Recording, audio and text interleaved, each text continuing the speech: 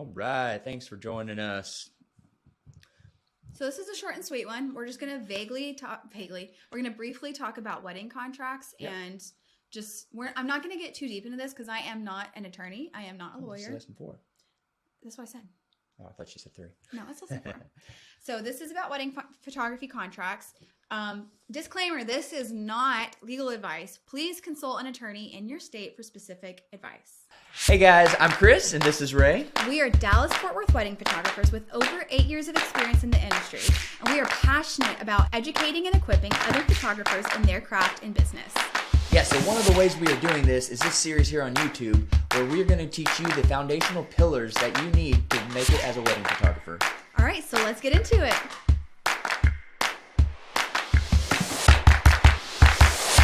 I wanted to talk about these 3 things. So why do you need a contract if you're a wedding photographer? Because you do.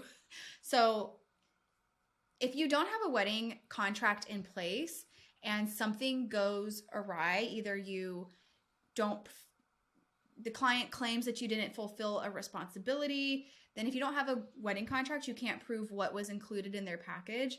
Yeah. Or if, say, they are demanding a certain, like a re-edit and you don't have a wedding photography contract, it can be really hard to fight that. But if you have a wedding photography contract, you can have in there like an artistic work clause, which it's called something different, but I need to look it up and I can tell you. But basically it's a clause that says like the client has spent satisfactory time reviewing your portfolio and they agree to the style of art that you have and that all of the artistic decisions will be made at your discretion, things like that. Yeah. So if there's anything that the client after the wedding is fussing about, if you have a contract in place, you can go back through and say, look, you signed this and this is what you agreed to. So it's really, really important to have a wedding photography contract. Also, it keeps them from being able to sue you for stupid things. Yeah. I mean, it's the same thing for any kind of sort of transactional thing that happens in your life, like whether you're buying a car, house, anything, whether you're doing something with another business. You always need to protect yourself. Yes.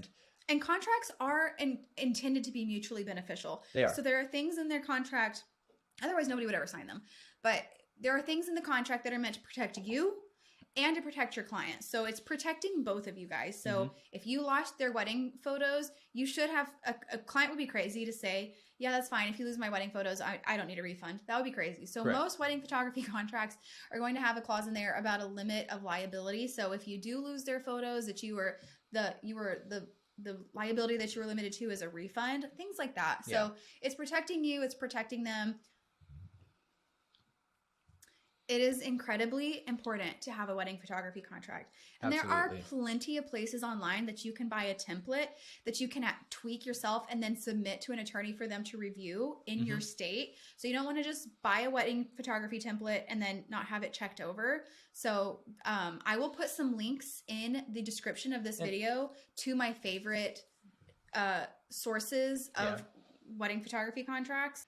The last thing that I wanted to kind of touch on is how to send a contract. In my opinion, the best way to do that is to have a CRM where you can host your wedding contract so that both parties can access it at any time as needed. So my favorite is Dubsado. I'll also include a link to that in the comments, but that is just like a much easier way to send a contract.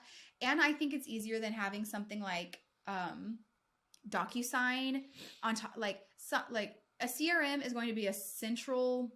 This is getting a little off topic from contracts. That's fine. Yeah. A CRM is going to be a central software that hosts all the business things you need. So instead of having, a subscription to DocuSign and then one to a place to accept payment and then another one to do something else or to send a proposal, a good CRM will host all of those things in one. So something like Dubsado or even Honeybook is going to be a good Dubsado. I think it's how they say it, but I say Dubsado. Dubsado. I'm a Texan. So, that is just really going to be the easiest way to send a contract and for you to review it, for your clients to review it. You can see when they've opened it. If you were waiting on them to sign it, you can make sure that it went through, things like that. So the best way to send a contract, don't try to mail somebody a contract and have them sign it because that's also a barrier for them and they're unlikely to book you if there's a lot of steps that they have to follow. Correct. This is one of the key mistakes that I see new photographers in the industry make is a lot of times they don't have a contract, and a lot of times they don't even have a proper business license.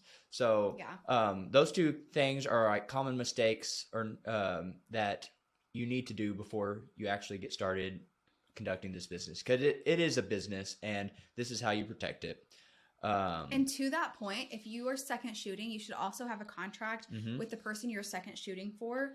Or if you are having a second shooter, you should have a contract for them, because it's going to, again, just like it would protect you with your, in the case of your clients, this is going to protect you and spell out exactly what you are and are not allowed to do, or your second shooter is or is not allowed to do with those images that you take, who they belong to, how much they're going to pay you, things like that. So it's just a really good practice to have a contract for everything where a service is exchanged. Basically, what you should take away from this is you need a contract. And again, look in the comments for links to the best places to buy one. You need a contract, because next up is emergencies, and a lot of times those contracts will help you. Perfect segue. Yes. So we'll see you in the next video when we're talking about emergencies.